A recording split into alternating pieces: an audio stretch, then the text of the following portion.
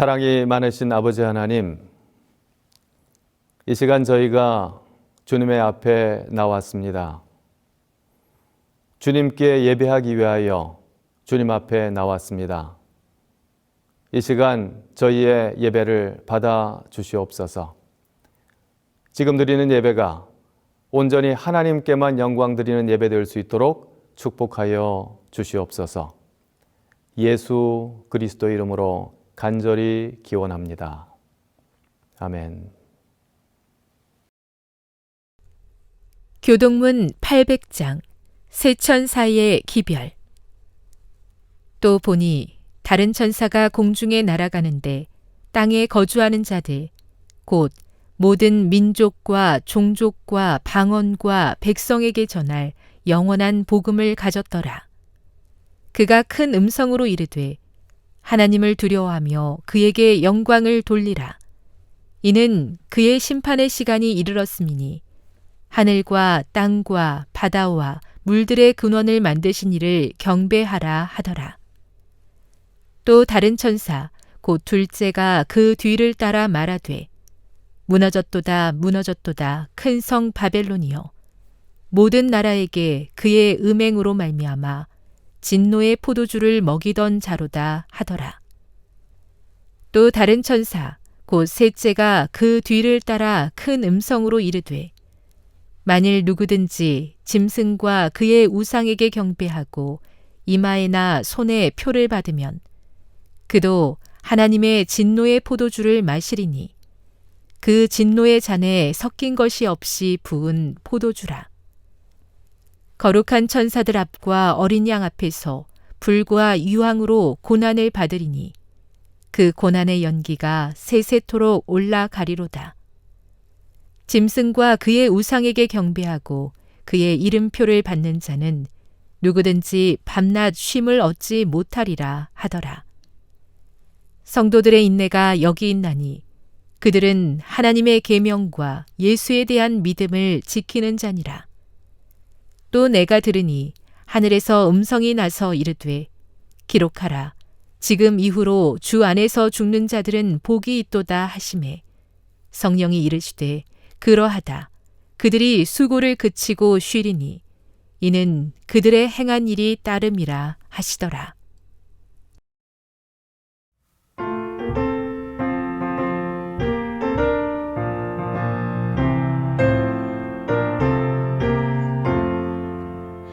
기쁜 노래 크게 불러 너의 심령 깨우라. 슬픈 생각 몰아내고 높이 찬양하여라.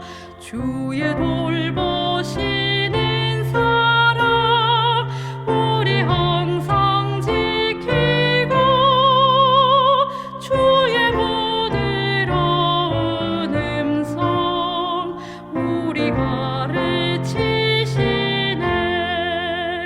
힘차게 부르자 큰 기쁨의 노래를 힘차게 부르자 환희의 노래를 깃발 높이 지켜들고 축제의 날 맞으라. 호산나를 크게 외쳐 감사 찬송 드려라.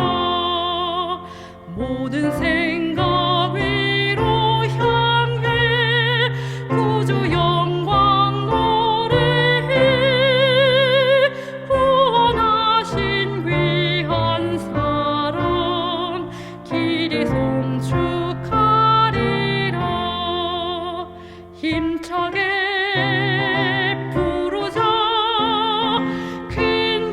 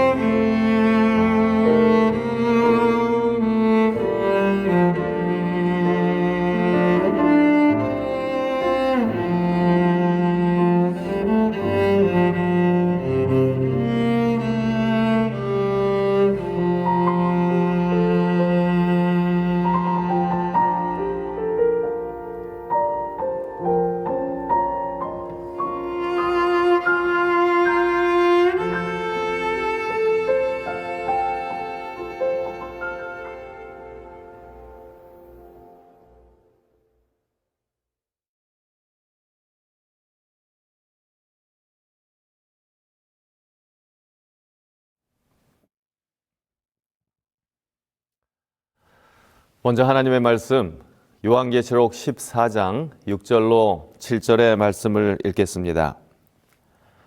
또 보니 다른 천사가 공중에 날아가는데 땅에 거주하는 자들 곧 모든 민족과 종족과 방언과 백성에게 전할 영원한 복음을 가졌더라. 그가 큰 음성으로 이르되 하나님을 두려워하며 그에게 영광을 돌리라. 이는 그의 심판의 시간이 이르렀음이니 하늘과 땅과 바다와 물들의 근원을 만드신 이를 경배하라 하더라. 안녕하십니까? 한국재림교회 성도 여러분. 저는 2024년 한국연합회 종교자유 안식일에 말씀을 전하려고 여러분 앞에 섰습니다. 2024년 4월 27일은 한국연합회가 정한 종교자유 안식일입니다. 매년 종교자유 안식일을 기념하지만 특별히 올해 2024년 종교자유 안식일은 매우 큰 의미가 있는 안식일인데요. 왜냐하면 지난 4월 4일 오전 10시에 대법원에서 우리 이미진 집사님과 관련하여 이루어진 안식일 입학시험 관련 재판의 최종 승소 판결이 있었고 오늘은 그 이후 맞이하는 한국연합회 종교자유 안식일이기 때문에 그렇습니다. 제가 이 말씀을 놓고 하는 시간은 대법원 선고가 있은 지 5일밖에 지나지 않은 날입니다. 당시 저는 파키스탄 출장 중이었는데요.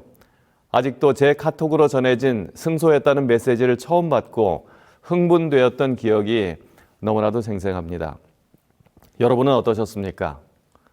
그날은 재판 당사자인 이미진 집사님과 변호인단을 비롯하여 가까이서 재판 과정을 도왔던 분들뿐만 아니라 탄원서를 제출하고 함께 기도에 동참했던 모든 한국교회 재림 성도들에게 놀라운 승리의 날이었습니다. 하나님은 지금도 살아계시고 하나님의 말씀대로 살고자 하는 당신의 백성을 결국은 승리하게 하신다는 놀라운 확신을 갖게 하는 날이었습니다.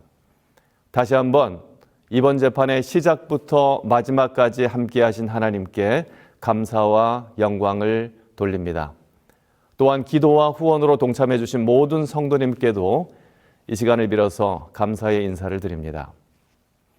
저는 오늘 이 시간 재림신앙의 보석들, 종교적 자유를 옹호하는 특별한 목소리라는 주제를 가지고 그리고 이번 대법원 승소를 생각하면서 심판이 복음일 수 있을까라는 부제를 가지고 두 가지 교훈을 함께 나누고자 합니다. 오늘 말씀드리려는 첫 번째 교훈은 재림교회가 옹호하는 종교 자유는 본질적으로 창조주 하나님과 관계를 방해받지 않을 수 있는 자유라는 것입니다. 조금 복잡하죠? 다시 한번 말씀드리면 재림교회가 옹호하는 종교 자유는 창조주 하나님과의 관계 혹은 교제를 방해받지 않을 수 있는 자유라는 것입니다. 제7일 안식일 예수재림교회라는 본교회의 이름에는 우리 교회의 특징적인 두 가지 신조가 잘 나타나 있는데요. 첫째는 제7일 안식일이고 두 번째는 예수님의 재림입니다. 이 이름의 첫 번째 부분은 인류 역사의 시작인 창조로 우리를 이끌어주고 두 번째 부분은 우리를 인류 역사의 마지막인 예수님의 재림으로 이끌어줍니다. 참으로 흥미로운 것은요. 창조와 재림이라는 이 두 사건은 인류 역사의 알파와 오메가, 즉 처음과 마지막이기도 하지만 다른 측면으로 볼 때 이 두 사건은 인류 역사에 있어서 죄가 없는 혹은 죄가 사라지는 시간들이라는 특징이 있습니다. 아담과 하와가 죄를 짓고 처음 한 행동이 하나님으로부터 숨는 것이었습니다. 죄가 하나님과 사람 사이를 갈라놓았죠. 그렇게 멀어진 하나님과 죄인을 다시 화해케 하고 연합하도록 하는 과정이 바로 인류 역사 전체를 통하여 하나님께서 이루시는 과정이고 그 구원의 역사의 한가운데 하나님과 죄인의 관계를 온전히 회복해야 하는 예수 그리스도의 십자가가 위치해 있습니다. 신학적으로 말하자면 칭의와 성화의 과정은 한 개인에게도 평생을 통하여 이루어지는 과정이고 인류 전체를 놓고 보더라도 인간의 전 역사를 통하여 이루어지는 과정인데요. 칭의와 성화를 경험한 자들이 마침내 예수님의 재림을 통하여 영광화에 이르는, 죄가 없어지고 그래서 온전히 하나님과 연합하게 되는 과정이 바로 기독교적 관점에서 보는 인류 역사라고 할 수 있을 것입니다. 다시 말하자면 인류의 역사는 창조로 시작하여 범죄 이후에 계속되며 마침내 예수님의 재림으로 맞춰지는 창조주와의 관계 회복 과정이다 라고 말할 수 있을 것입니다. 자, 그럼 종교의 자유 혹은 신앙의 자유라는 덕목을 한번 생각해 보겠습니다. 신앙이라는 것이 하나님과의 관계 회복의 과정이라고 본다면 신앙의 자유는 나 자신과 하나님과의 관계를 방해하는 것으로부터의 자유라고 말할 수가 있지 않을까요? 그것이 어떤 것이든 우리는 우리를 하나님으로부터 분리시키고 멀어지게 하는 것, 혹은 하나님과의 관계 회복을 막는 어떤 것도 거부할 자유가 바로 신앙의 자유의 핵심이라고 할 수 있는 것이죠. 그런 관점에서 볼 때 안식일과 예수님의 재림은 본질적으로 신앙의 자유와 매우 밀접한 관련을 가지는 항목들입니다. 왜냐하면 둘 다 하나님과 만나는 날이고 그리고 하나님과 교제하는 날이며 죄 지은 인류에게는 하나님과의 관계를 회복하도록 주어진 날이기 때문에 그렇습니다. 이 시간 특별히 안식일에 대해서 한번 좀 생각해 볼까요? 우리가 아는 대로 아담과 하와는 여섯째 날, 지금으로 말하면 금요일 오후에 창조되었습니다. 모든 육상 동물들을 그날 창조하시고 마지막으로 하나님은 아담과 하와를 창조하셨죠. 최초의 인류가 눈을 뜨고 가장 먼저 만난 분이 바로 하나님이셨고요. 인류의 첫 조상은 하나님과 함께 그들의 첫 번째 안식일 시간으로 들어갑니다. 이 인류의 첫 번째 안식일은 아담과 하와 두 사람의 허니문이었을 뿐만 아니라 인간과 하나님이 온전히 연합하는 창조주와 인간 사이의 허니문이기도 했습니다. 이 안식일에 하나님과 첫 인류 사이를 방해하는 것은 아무것도 없었습니다. 모든 천연계와 피조물들은 하나님과 사람을 더욱 가까이 연결시켜주는 것들이었으며 그렇기 때문에 아담과 하와는 말할 수 없는 기쁨과 행복을 누리면서 하나님과의 허니문 안식일을 보냅니다. 그러나 안타깝게도 아담과 하와는 범죄했고 하나님과 멀어지게 되었죠. 그런데 하나님은 한 백성을 선택하시고 하나님과 멀어진 그들에게 당신과 다시 가까워지고 깨어진 관계를 회복하도록 하기 위하여 원래 그 목적으로 제정하신 안식일을 다시 회복시키십니다. 출애굽기 16장에서 매일 내리시던 만나를 안식일에 내리지 않으시면서 이스라엘 백성을 훈련시키시는 하나님을 볼 수 있습니다. 그리고 시내산에서 10계명을 주시면서 안식일 계명을 주시죠. 안식일을 기억하여 거룩히 지키라 라고 시작하는 이 계명은 이날에는 아무 일도 하지 말라라고 명령하시면서 그 이유를 출애굽기 20장 11절에 이렇게 소개합니다. 이는 엿새 동안에 나 여호와가 하늘과 땅과 바다와 그 가운데 모든 것을 만들고 제7일에 쉬었습니다. 그러므로 나 여호와가 안식일을 복되게 하여 그날을 거룩하게 하였느니라. 잃어버렸던, 망각하고 있었던 하나님과 인류의 관계, 즉 창조주와 피조물 그리고 아버지와 자녀의 관계를 안식일이라고 하는 시간을 통하여 회복하자고 초청하셨던 것입니다.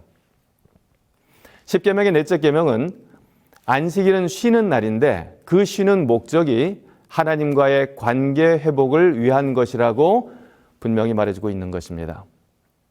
우리가 잘 아는 에스겔서 20장에 기록된 안식일에 관한 말씀도 이것을 뒷받침해 주는데요. 에스겔 20장 20절에서 하나님은 이스라엘 백성들에게 이렇게 말씀하십니다. 또 나의 안식일을 거룩하게 할지어다. 이것이 나와 너희 사이의 표징이 되어 너희로 내가 여호와 너희 하나님인 줄 알게 하리라 하였노라. 제가 좀 강조해서 읽었는데요. 참 흥미로운 것은 이 짧은 성경 한 계절 안에 나의, 나와, 내가 등의 1인칭 대명사가 3번 나오고요. 너희, 너희로, 그리고 너희 등의 2인칭 대명사가 또한 3번. 그래서 총 6번 관계를 말해주는 인칭 대명사가 등장한다는 것입니다. 안식일이야말로 하나님과 인간, 특별히 하나님과 당신의 백성 사이의 관계를 확증하고 또한 회복하는 날임을 이 성경절은 우리에게 말해주고 있는 것입니다. 사랑하는 한국재림교회 성도 여러분, 여러분에게 안식일은 어떤 의미입니까? 안식일 준수가 너무 율법주의처럼 느껴지는 분 혹시 계십니까? 안식일이 자유를 제한하는 것처럼 느껴지시는 분 혹시 계십니까? 만일 그렇게 느끼신다면요, 그것은 안식일 시간은 지키되 안식일의 주인이신 예수님이 그 시간 안에 없기 때문일 것입니다. 안식일은 시간을 지키는 날이 아니라 하나님과의 사랑의 관계를 지키는 날이 되어야 합니다. 사랑하는 사람과 만나는 날이 의무처럼 느껴지지 않는 이유가 무엇일까요? 그 이유는 그 시간 안에 사랑하는 사람이 있기 때문입니다. 그 사람과의 관계가 더 가까워지고 때로는 회복되는 경험이 있기 때문인 것입니다. 그렇기 때문에 우리는 그 날을 어떤 희생을 치르더라도 꼭 지키고 싶은 그런 마음이죠. 그런 의미에서 안식일은 어떤 노력을 통해서라도 반드시 지킬 만한 분명한 이유와 가치가 있는 것입니다. 또한 그렇게 본다면 이번 안식일 관련한 대법원 승소는 우리가 율법의 조항을 지켜낸 것이 아니라 창조주 하나님과의 관계를 지켜낸 것이라 할 수 있겠습니다. 아니, 어쩌면 대법원 판결의 결과에 상관없이 혹시 세상 법원에서는 패소했다 하더라도 안식일 준수를 포기하지 않고 최선을 다한, 함께 탄원서를 제출하고 함께 간절히 기도하였던 하나님의 백성들의 선택은 이미 하늘 재판장에서 하늘 재판장이신 하나님으로부터 승소 판결을 받아놓은 재판이었다고 믿습니다. 대법원에서의 승소는 이미 하늘 재판에서 승소한 당신의 백성들에게 하나님께서 이 땅에서 더해 주시는 선물이라고 생각합니다. 참으로 좋으신 하나님, 우리 하나님의 이름을 이 시간 찬양합니다. 다시 한번, 진정한 종교의 자유, 신앙의 자유는 우리와 하나님과의 관계를 방해하는 모든 것으로부터 자유라는 사실을 기억하게 되시기를 간절히 바랍니다. 오늘 여러분들과 함께 나누고 싶은 두 번째 교훈은요, 재림교회가 옹호하는 종교의 자유는 남은 교회의 사명 완수와 연결된다는 것입니다. 제7일 안식일 예수재림교회는 어떤 교회일까요? 그리고 우리 교회의 사명은 과연 무엇일까요? 대총회는 본교회의 사명 진수를 매우 분명하게 다음과 같이 명시하고 있습니다. 우리의 사명은 예수 그리스도의 임박한 재림을 준비함에 있어서 그분의 충실한 증인으로 살며 영원한 기별인 세천사의 기별을 온 백성에게 선포할 예수 그리스도의 제자들을 삼는 것이다. 이 재림교회의 사명 진술에서 다른 교단의 사명 진술에서는 찾아볼 수 없는 특별한 부분이 있는데 그것이 무엇일까요? 예수 그리스도, 재림, 증인, 제자, 선포 이런 등등의 내용은 다른 교회의 사명 진술에서도 볼 수 있을 법한 내용입니다.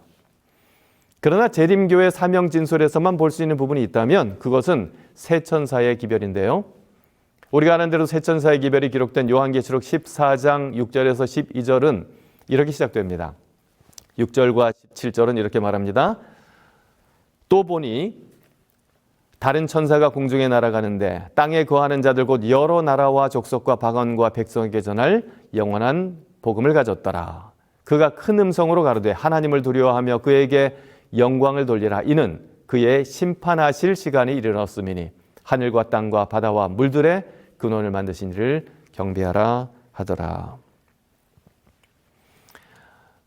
오늘 말씀을 시작하면서 심판이 복음일 수 있을까라는 부제를 소개했는데요. 우리는 지난 4월 4일 심판이 복음일 수 있다는 실물 교훈을 경험했습니다. 하나님의 심판은 악인들에게는 그들을 대항하는 심판이지만 성도들에게는 그들을 위한 심판의 성격을 띠고 있기 때문입니다. 요한계시록 18장 20절은 성도를 위한 심판을 하나님의 신원하시는 심판이라고 표현하고 있습니다. 참으로 흥미로운 것은요, 세 천사의 기별을 소개하면서 이 기별의 성격이 영원한 복음이라고 요한계시록 14장 6절에 소개한 후에 그 복음의 내용을 7절에 말하면서 그의 심판하실 시간이 이르렀다라고 천사가 말하는 부분입니다. 다시 말해서 하나님의 심판이, 그것도 매우 임박한 심판이 복음의 내용에 포함되어 있다는 것입니다. 그래서 심판이 복음일 수 있을까라고 하는 앞의 질문에 대하여 세 천사의 기별은 심판이 복음일 수 있다라고 대답을 합니다. 재림교인들은 싸우는 것을 좋아하지 않는 평화의 백성들입니다. 그래서 웬만하면 분쟁을 하지 않고 평화롭게 문제를 해결하려고 노력하지요. 로마서 12장 18절에서도 할 수 있거든 너희로서는 모든 사람으로 더불어 평화하라고 기록되어 있으니까요. 그런데 여기서 우리가 주목해야 할 것은 이 성경절의 첫 부분에 있는 조건절인데요. 무슨 일이 있더라도 모든 사람과 평화하라가 아니라 할 수 있거든 이라는 조건이 있다는 사실입니다. 다시 말하면 모든 사람과 평화하려고 최선을 다하지만 그러나 때로는 부득이하게 할 수 없는 경우도 있다는 것을 의미합니다. 그래서 우리가 평화롭게 문제를 해결하려는 최선의 노력을 다해야 하지만 혹 그러한 노력이 소용이 없을 경우 우리는 때로 믿음의 싸움을 싸워야 할 때가 있다는 것입니다. 그리고 이러한 신앙의 자유를 지키려는 믿음의 싸움은 많은 경우 우리에게 맡겨진 사명 성취, 즉 하나님의 나라를 확장하고 복음을 전파하는 결과를 가져온다는 것입니다. 종교의 자유와 관련된 믿음의 싸움을 우리는 출애굽 사건에서 볼 수 있습니다. 하나님께서는 모세를 부르셔서 바로를 찾아가게 하십니다. 처음에는 평화로운 방법으로 요청을 하는데요. 반복되는 요청의 내용을 한마디로 요약하면 Let my people go, 즉 내 백성을 가게 하라는 것이었습니다. 다시 말해서 종교의 자유, 신앙의 자유를 보장해 달라는 것이었지요. 하지만 바로는 그 말을 듣지 않았고 모세는 이러한 바로와 타협하지 않습니다.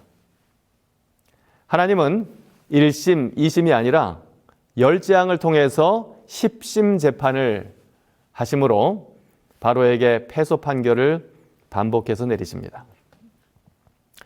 참 바로가 현명했더라면 1, 2심을 지나고 항소를 포기하였으면 좋았을 텐데 그러지 않고 최종심까지 가죠. 그리고는 최종심에서 마침내 자신의 아들을 포함해서 모든 애굽인들의 장자를 잃는 엄청난 패소를 경험합니다. 그러고 나서야 이스라엘을 보내지만 금방 다시 마음이 바뀌어서 이스라엘을 쫓아갑니다. 그리고는 마침내 애굽 군대에 대한 최후의 심판이 홍해에서 집행됩니다. 이 최후의 심판은 애굽 군대에게는 멸망하는 심판이었지만 이스라엘 백성들에게는 구원의 심판이었습니다. 이 구원의 심판의 소문은 주변 모든 나라와 족속들에게 순식간에 전파되었고 결국 이 심판은 이스라엘의 하나님을 가장 빠른 시간에 가장 많은 사람들에게 가장 인상 깊은 방법으로 알리는 계기가 됩니다.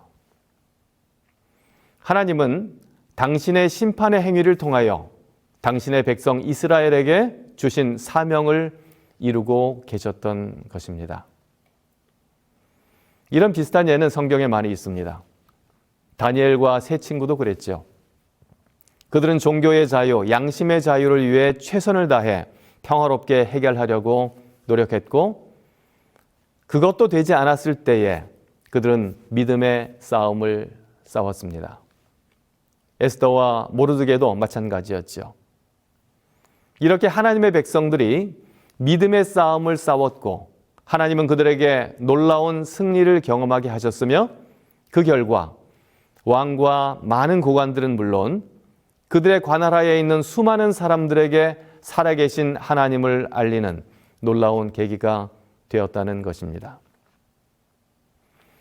여기서 우리가 기억해야 할 것이 있는데, 그것은 종교의 자유를 수호하려는 결단과 노력은 하나님의 인도하심에 따라 믿음의 방식대로 실천하기만 한다면 하나님께서 주신 사명인 선교와 상충되거나 혹은 무관하지 않고 오히려 가장 효과적인 선교의 방법이 될 수 있다는 사실입니다.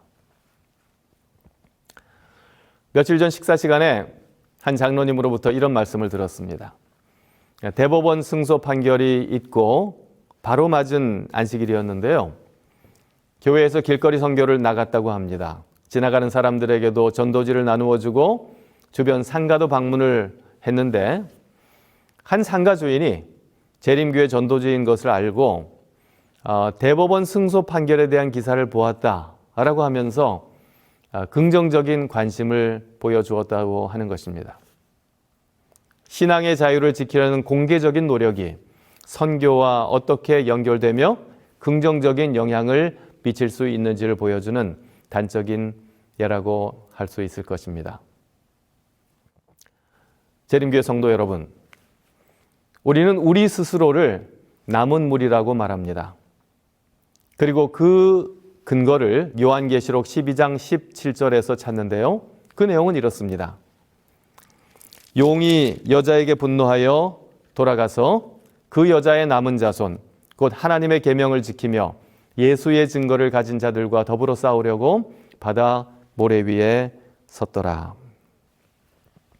이 성경절에서 우리는 남은 무리의 특징을 이루는 하나님의 계명 그리고 예수의 증거를 늘 강조해 왔습니다. 그러나 오늘 저는 이 말씀의 다른 측면을 주목해 보는데요. 그것은 마지막 시대의 남은 무리는 하나님께서 싸우라고 부르신 무리라는 것입니다. 선과 악의 큰 싸움에서 하나님과 사단과의 마지막 전투에 참전하라고 부르신 남은 무리라는 사실을 오늘 주목해 봅니다. 제7일 안식일 예수예림 교회는 하나님의 편에서 그분의 계명에 드러난 사랑과 공의의 하나님을 옹호하고 사단의 온갖 작전과 계략을 물리치고 믿음의 선한 싸움을 열심히 싸우라고 부르신 남은 교회라는 것입니다. 우리가 남은 무리인 이유는 우리 자신이 다른 교회보다 더 자격이 있어서가 결코 아닙니다. 우리가 남은 무리인 유일한 이유는 우리에게 이러한 특별한 사명이 있기 때문입니다. 우리가 만일 그 사명을 잃어버린다면 이스라엘이 그렇게 되었던 것처럼 우리는 남은 무리가 더 이상 아닌 것입니다.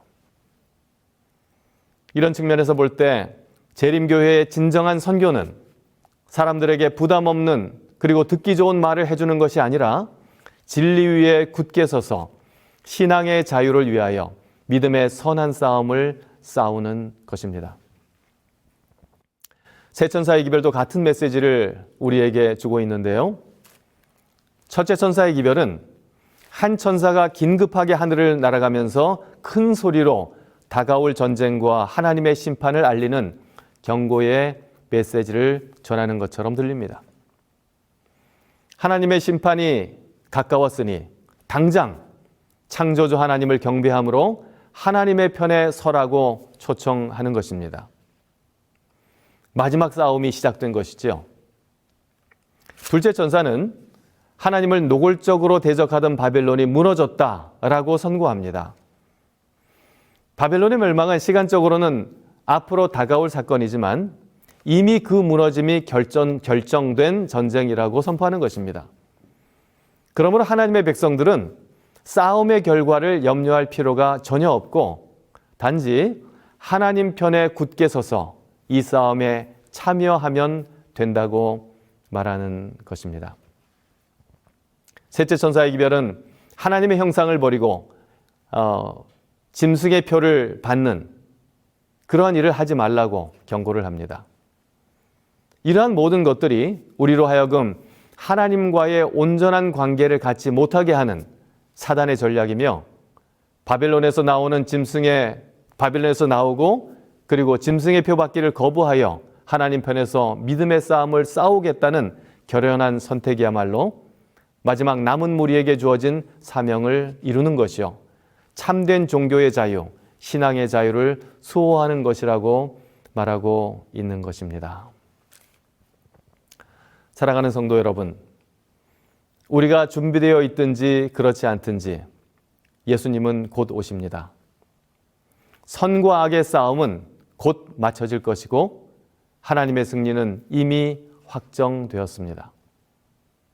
그러나 아직 선과 악의 싸움에서 확정되지 않은 것이 있는데요. 그것은 여러분과 제가 누구의 편에 설 것인가 하는 우리의 선택입니다. 이 시간 우리를 부르셔서 승리하신 하나님의 편에 서라고 말씀하시는 우리 하나님의 초청에 응답하시기를 간절히 바랍니다. 그래서 주님 오시는 그날까지 남은 무리에게 분부하신 믿음의 선한 싸움을 싸우다가 영광 가운데 오시는 우리 주님을 맞이하시는 그런 여러분과 제가 되기를 간절히 바라면서 말씀을 마치겠습니다. 감사합니다. 우리 기도하겠습니다. 사랑이 많으신 우리 아버지 하나님, 오늘 우리에게 이토록 귀한 사명을 허락하신 은혜 감사합니다. 우리가 이 세상 살아가면서 하나님과 온전한 관계를 회복할 수 있도록 우리에게 하나님의 계명을 주셔서 감사합니다. 이 안식일을 통하여 다시 한번 참된 종교의 자유가, 신앙의 자유가 무엇인지를 생각하고 하나님과 온전히 회복되는 관계를 우리가 기대하고 바라볼 수 있도록 도와주셔서 감사합니다. 이제 오늘 우리에게 주신 말씀처럼 우리가 믿음에 굳게 서서 사명을 가지고 주님을 위하여 싸우는 남은 무리들 될 수 있도록 축복하여 주시옵소서. 예수 그리스도 이름으로 간절히 기도합니다. 아멘.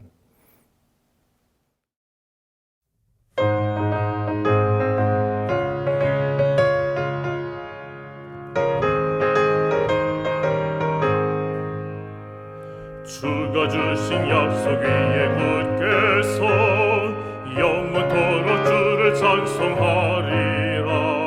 소리 높여 주께 영광 돌리며 약속 믿고 굳게 서리라. 굳게 서리 영원하신 말씀 위에 굳게 서리.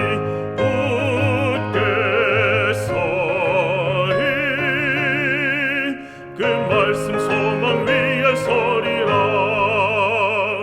주가 주신 약속 위에 굳게 서 세상 염려 내게 엄습하여도 말씀으로 힘써 싸워 이기며 약속 믿고 굳게 서리라. 굳게 서리 영원하신 말씀 위에 굳게 서리. 굳게 서리 그 말씀 소망 위에 서리라. 주가 주신 약속 위에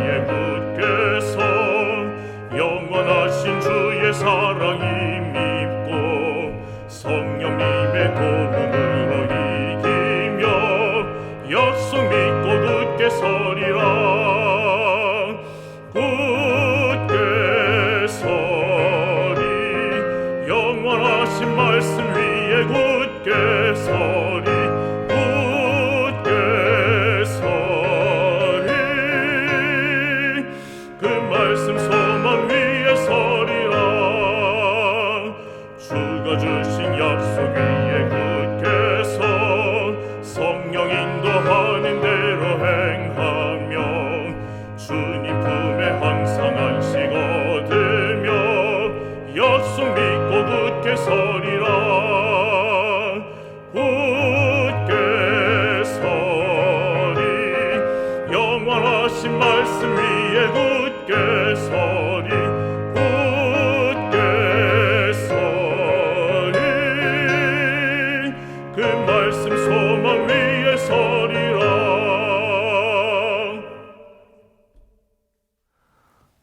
사랑이 많으신 우리 아버지 하나님, 하나님께서 우리를 창조하실 때에 참된 자유를 누릴 수 있는 그런 존재로 창조해 주셔서 감사합니다. 지금 많은 죄악들이 우리를 둘러싸 있고 참된 자유를 제한하고 있지만, 그러나 그 가운데서 하나님께서 하나님의 백성 편에 서셔서 놀라운 승리를 이루신 것을 인하여 감사를 드립니다. 우리의 날마다의 삶이 우리가 하나님을 닮아가고 그리고 하나님께서 우리에게 주신 그 자유를 수호하는 그런 삶이 될 수 있도록 축복하여 주시옵소서. 이제는 아버지 하나님의 놀라우신 사랑과 예수 그리스도의 한량없는 은혜와 성령님의 변함없는 인도하심이 이 마지막 때에 사명을 다하기로 선택하고 하나님 앞에 충성하는 주의 사랑하는 남은 무리들 위해 이제로부터 영원까지 함께하여 주시옵기를 예수 그리스도 이름으로 간절히 축원하옵나이다. 아멘.